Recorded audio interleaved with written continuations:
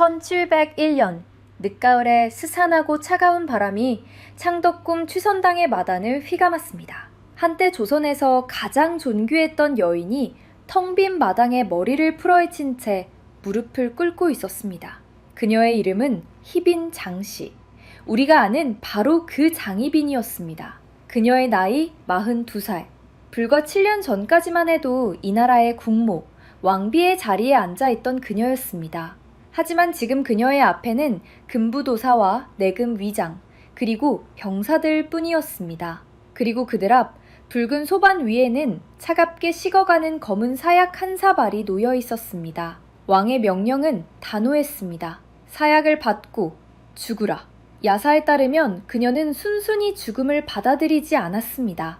그녀는 내가 무슨 죄를 지었단 말이냐 고 절규하며 사약 그릇을 걷어찼다고 합니다. 사약이 흙바닥에 쏟아지자 내금 위장이 다시 독이 든 그릇을 내밀었습니다. 왕비였던 여인의 마지막은 처참했습니다. 그녀는 세자를 보게 해달라. 내 아들 왕세자를 보기 전에는 절대 죽을 수 없다 고 울부짖었습니다. 하지만 그 울부짖음은 공허한 메아리가 되어 궁궐 담벼락에 부딪힐 뿐이었습니다. 결국 건장한 병사들이 그녀의 팔다리를 붙잡고 억지로 입을 벌려 검은 독약을 쏟아 부어야 했습니다. 한 시대를 풍미했던 절대 권력자의 살안이 이렇게 끔찍하고 비참한 죽음으로 끝나는 순간이었습니다.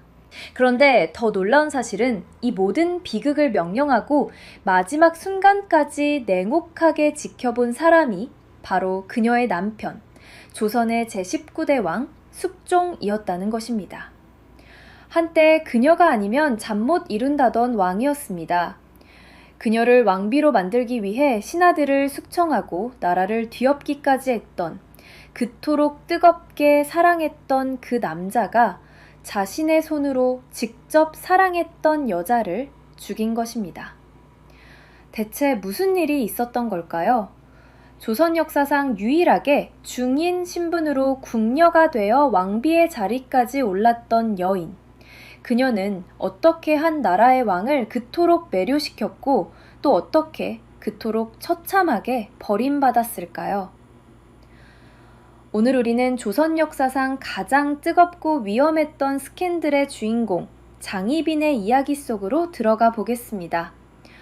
이것은 사랑이 어떻게 권력이 되고 그 권력이 어떻게 한 인간을 괴물로 만들었는지, 그리고 그 비극이 어떻게 다음 세대에까지 끔찍한 저주로 이어졌는지에 대한 처절한 기록입니다. 이야기는 장희빈의 어린 시절, 장옥정이라 불리던 때로 거슬러 올라가야 합니다.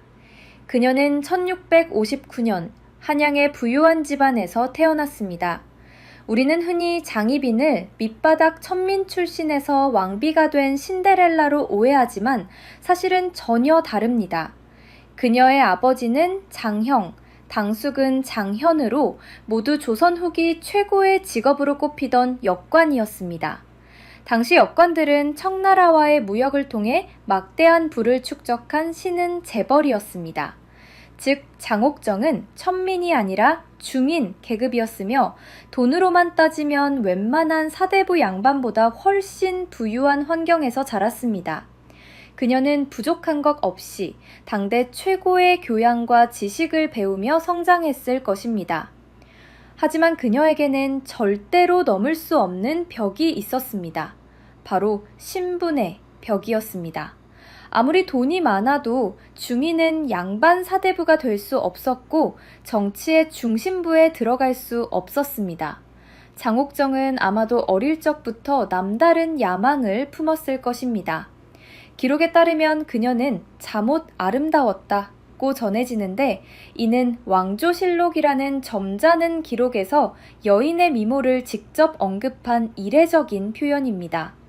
그녀의 뛰어난 미모와 중인 가문의 막대한 재력, 그리고 그녀 자신의 야망이 결합되었습니다. 그녀에게 주어진 유일한 신분 상승의 기회는 바로 궁이었습니다. 그녀는 10대 후반, 숙종의 아버지인 현종 시절에 궁녀로 궁에 들어왔습니다. 아마도 그녀의 가문은 막대한 돈을 써서 그녀를 왕의 여자가 될 가능성이 있는 나인으로 만들었을 것입니다. 그리고 운명적인 만남이 이루어집니다. 당시 왕세자였던 훗날의 숙종이 나이 어린 궁녀 장옥정의 미모에 한눈에 반한 것입니다. 숙종은 어떤 왕이었습니까? 그는 할아버지 인조나 아버지 현종처럼 신하들의 눈치를 보던 유약한 왕이 아니었습니다. 강력한 왕권을 휘두르던 절대군주였고 성격이 불같았으며 좋고 싫음이 분명했고 특히 사랑에 거침이 없었습니다. 숙종은 자신의 감정을 숨기지 않았습니다. 그는 어린 궁녀 장옥정에게 푹 빠졌고 왕이 된 직후 그녀를 후궁으로 삼으려 했습니다. 모든 것이 순조로워 보였습니다. 장옥정은 드디어 꿈을 이루는 듯 했습니다. 하지만 이들의 사랑 앞에는 조선에서 가장 거대한 산이 가로막고 있었습니다. 바로 숙종의 어머니이자 당대 최고의 권력자였던 명성왕후 김씨였습니다. 명성왕후는 아들이 근본도 모르는 중인 출신의 궁녀에게 빠진 것을 절대 용납할 수 없었습니다. 그녀는 장옥정의 가문이 남인 세력과 연결된 것 또한 정치적으로 위험하다고 판단했습니다. 그녀는 장옥정이 요사스러운 기운으로 왕을 홀리고 있다고 분노했습니다. 그리고 1680년 명성왕후는 자신의 막강한 권력을 이용해 장옥정을 궁궐 밖으로 쫓아내 버립니다. 사랑 하나만 믿었던 장옥정은 하루아침에 모든 것을 잃고 궁 밖으로 내쳐졌습니다. 22살, 그녀의 인생은 이대로 끝나는 것처럼 보였습니다. 장옥정이 궁 밖에서 보낸 시간은 무려 8년에 가까웠습니다. 만약 그녀가 평범한 여인이었다면 왕을 원망하며 쓸쓸히 잊혀갔을 것입니다. 하지만 장옥정은 달랐습니다. 그녀는 기다렸습니다. 이 8년이라는 고통스러운 기다림의 시간 동안 그녀의 여리고 순수했을지도 모르는 사랑은 차갑고 단단한 야망으로 변해갔습니다. 반드시 돌아가겠다. 그리고 다시는 쫓겨나지 않겠다. 그녀는 살아남기 위해 정치와 손을 잡았습니다. 자신을 쫓아낸 명성왕후와 서인 세력에 맞서기 위해 자신의 가문이 지지하던 남인 세력과 적극적으로 손을 잡았습니다. 그녀는 궁 밖에 있으면서도 남인 세력의 정치적 후원자가 되었고 그들은 장옥정을 궁궐 안의 카드로 삼았습니다. 그녀는 더 이상 단순한 여인이 아니라 정치적 야망의 화신이 되어가고 있었습니다. 그리고 1683년 그녀를 쫓아냈던 하늘 같던 시어머니 명성왕후가 세상을 떠났습니다. 드디어 기회가 온 것입니다. 숙종은 어머니가 죽자마자 단 하루도 기다리지 않고 장옥정을 다시 궁으로 불렀습니다. 8년 만에 돌아온 궁궐. 그녀는 더 이상 예전에 어리고 순진했던 궁녀 장옥정이 아니었습니다. 그녀의 나이 28살. 숙종은 그동안의 미안함과 그리움을 보상이라도 하듯 그녀에게 곧바로 수건이라는 후궁의 첩지를 내렸습니다. 사랑은 다시 불타올랐고 숙종의 총애는 오직 장수건에게만 향했습니다. 당시 숙종에게는 현숙함의 대명사로 불리는 왕비 인현왕후 민씨가 있었습니다. 하지만 인현왕후는 숙종의 마음을 얻지 못했고 무엇보다 아들을 낳지 못했습니다. 1688년 10월, 장옥정의 인생을 바꿀 결정적인 사건이 터집니다. 그녀가 드디어 아들을 낳은 것입니다. 바로 훗날의 왕 경종이었습니다. 당시 숙종은 나이가 30에 가까워지도록 적장자를 얻지 못하고 있었습니다. 그런 상황에서 태어난 장옥정의 아들은 단순한 아들이 아니었습니다. 그것은 왕위 계승권이었고 절대 권력을 의미했습니다. 숙종은 너무나 기뻐하며 태어난 지 불과 석 달 만에 이 아들을 원자로 삼으려 했습니다. 장옥정은 이제 희빈으로 승격되었습니다. 장희빈이 탄생하는 순간입니다. 하지만 조정은 발칵 뒤집혔습니다. 왕비 인현왕후를 지지하던 서인 세력이 중전이 아직 젊으신데 후궁의 아들을 원자로 삼는 것은 예법에 어긋난다며 격렬하게 반대했습니다. 바로 이때 장희빈의 야망이 폭발했습니다. 그녀는 더 이상 왕의 사랑에 만족하지 않았습니다. 자신의 아들을 반드시 왕으로 만들어야 했습니다. 그녀는 숙종을 부추겼고 숙종은 결국 자신을 반대하는 서인 세력의 영수 송시열을 사사하고 수백 명을 숙청한 뒤 남인들을 등용했습니다. 이것이 바로 조선 후기 전국을 피바람으로 몰고 온 기사환국입니다. 한 여인의 야망이 나라의 정치 지형을 완전히 뒤바꿔버린 것입니다. 1689년 5월, 숙종은 마침내 누구도 상상하지 못했던 일을 벌입니다. 자신의 정비였던 인현왕후 민씨를 투기가 심하고 불손하다는 이유로 폐위시키고 서인으로 강등시켜 붕 밖으로 쫓아냈습니다. 그리고 바로 그 비어버린 왕비의 자리에 중인 출신 궁녀였던 장희빈을 조선의 왕비로 책동했습니다. 장옥정, 그녀의 나이 31살이었습니다. 궁녀로 들어온 지 10수년 만에 쫓겨났던 여인이 조선의 국모가 된 것입니다. 이것은 조선 500년 역사상 전무후무한 일이었습니다. 엄격한 신분제 사회였던 조선에서 중인의 딸이 왕비가 된 것은 그야말로 천지개벽이었습니다. 그녀는 모든 것을 다 가졌습니다. 왕의 뜨거운 사랑, 다음 보위를 이을 아들, 그리고 조선 최고의 권력까지. 그녀의 인생은 완벽한 승리로 끝나는 듯 했습니다. 하지만 누가 알았겠습니까?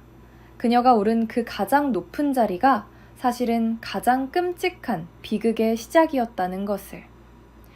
모든 것을 손에 넣자 아이러니하게도 숙종의 사랑은 식어가기 시작했습니다.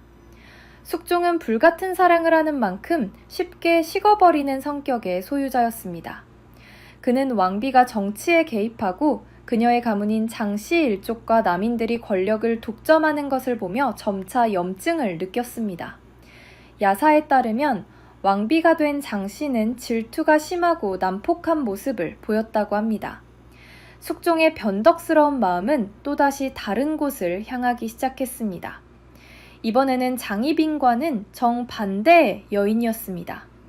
바로 궁궐의 가장 낮은 곳에서 허드렛 일을 하던 무수리, 훗날 영조를 낳는 여인 숙빈 최씨였습니다. 숙종이 비천한 무수리 출신의 숙빈 최씨에게 빠져들자 왕비 장씨는 분노했습니다.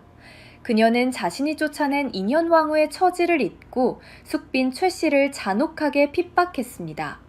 야사에는 그녀가 숙빈 최씨를 붙잡아다 매질을 하고 독을 먹이려 했다는 기록까지 전해집니다. 이런 그녀의 모습에 숙종은 완전히 정이 떨어졌습니다. 숙종은 자신이 쫓아냈던 현숙한 인현왕후를 그리워하기 시작했습니다. 그리고 1694년 숙종은 또다시 나라를 뒤엎습니다. 장희빈을 왕비로 만들었던 남인들을 숙청하고 인현왕후를 지지했던 서인 노론과 소론들을 다시 불렀습니다.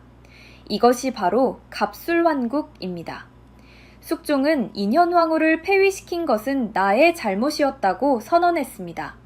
쫓겨났던 인현왕후 민씨가 궁으로 다시 돌아와 왕비로 복위했습니다. 그리고 왕비였던 장씨는 그 자리에서 끌어내려졌습니다. 그녀는 왕비가 된 지 불과 5년 만에 모든 것을 잃고 다시 희빈으로 강등되었습니다. 한번 상상해 보십시오. 나라의 국모였다가 하루아침에 다시 후궁의 자리로 돌아가야 했던 여인의 심정을, 자신이 쫓아냈던 여인이 다시 중전이 되어 돌아오는 것을, 이 굴욕과 모멸감, 그리고 모든 권력을 잃었다는 이 처절한 상실감, 이것이 장희빈을 진짜 괴물로 만든 것일지도 모릅니다.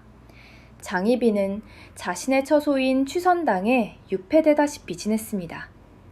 숙종은 더 이상 그녀를 찾지 않았습니다.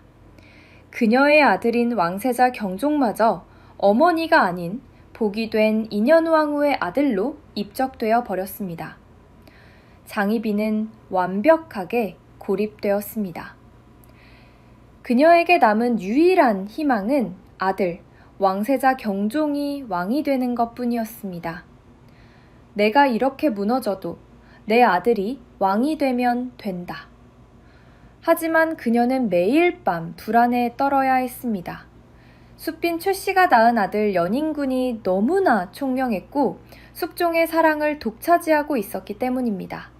이대로 가다간 아들의 왕세자 자리마저 빼앗길지 모른다는 공포에 휩싸였습니다.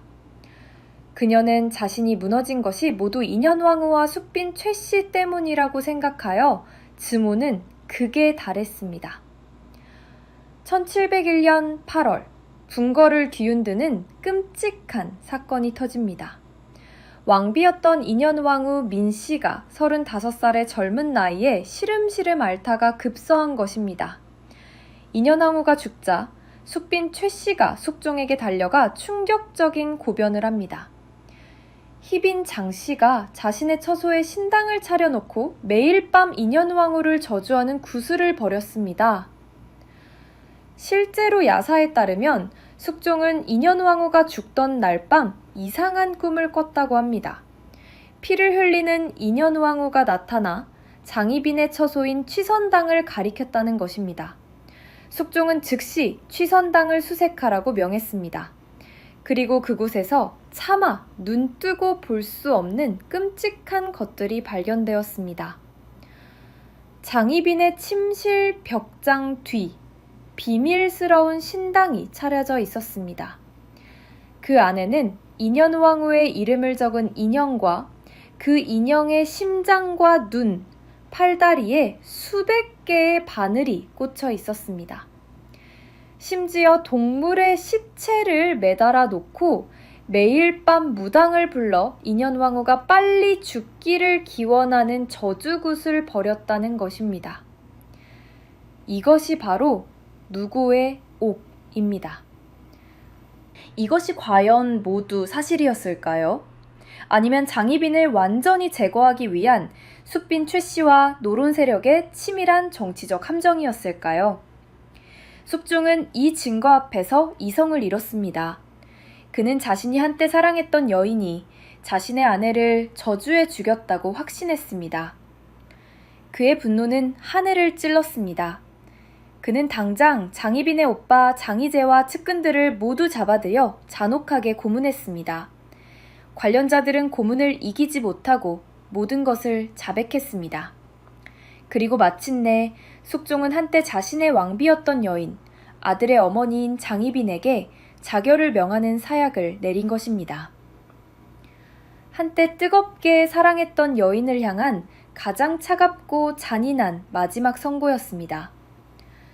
그는 장희빈이 중인 출신이라는 이유로 쫓겨날 때 그녀를 지키지 못했지만 이번에는 그녀가 왕비였다는 이유로 그녀를 죽이는 것을 망설이지 않았습니다. 이제 다시 1701년 10월 10일 그녀의 마지막 날로 돌아가 보겠습니다. 장희빈은 사약을 거부하며 절규했습니다. 그녀가 원망한 것은 숙종이었지만 그녀가 마지막으로 매달린 것은 아들이었습니다. 그녀는 왕세자 경종을 불러달라고 소리쳤습니다. 세자를 보게 해달라. 내 아들을 보기 전에는 절대 죽을 수 없다. 숙종은 망설였습니다. 신하들은 죄인이 아들을 만나 무슨 말을 할지 모른다며 결사 반대했습니다. 하지만 야사는 여기서 더욱 충격적인 이야기를 전합니다. 숙종이 일부러 13살의 어린 왕세자를 불렀다는 것입니다. 어머니가 역적으로 죽는 모습을 똑똑히 두 눈으로 보게 하여 다시는 외척이 바로하지 못하도록 본보기를 보이려 했다는 것입니다. 13살의 왕세자가 겁에 질려 취선당 마당에 들어섰습니다. 어머니 장희빈은 아들을 보자 마지막 힘을 다해 달려들었습니다. 그녀는 아들의 옷자락을 붙잡고 울부짖었습니다. 네가 어찌 나를 외면하느냐. 네가 이 나라의 왕세자인데 어미 하나 구하지 못한단 말이냐. 하지만 어린 왕세자는 아버지 숙종의 서슬퍼런 눈빛과 병사들의 칼 앞에서 아무것도 할 수 없었습니다. 그저 고개를 숙이고 어마마마 하고 울며 떨기만 했습니다. 그 순간 아들에 대한 모성애는 끔찍한 분노와 배신감 그리고 저주로 바뀌었습니다. 야사는 기록합니다. 장희빈은 아들을 향해 소리쳤습니다. 내가 너를 낳았는데 네가 나를 죽게 두는구나. 너도 대가 끊길 것이다. 너는 아들을 보지 못할 것이다. 장희빈이 마지막 발악을 하며 아들의 하초를 움켜쥐어 경종을 평생 불임으로 만들었다고 기록합니다. 하초는 남성의 중요 부위로서 훗날 경종이 아들을 낳지 못했다는 이유 중에 하나입니다. 그날의 풍경은 지옥 그 자체였을 것입니다. 결국 그녀는 병사들에게 붙들려 강제로 독약을 마셔야 했습니다. 그녀는 피를 토하며 마지막 숨을 거두는 순간까지 아들 경종과 남편 숙종을 원망하는 눈빛을 거두지 않았습니다. 42살 중인 궁녀에서 왕비까지 올랐던 여인은 그렇게 파란만장한 생을 마감했습니다.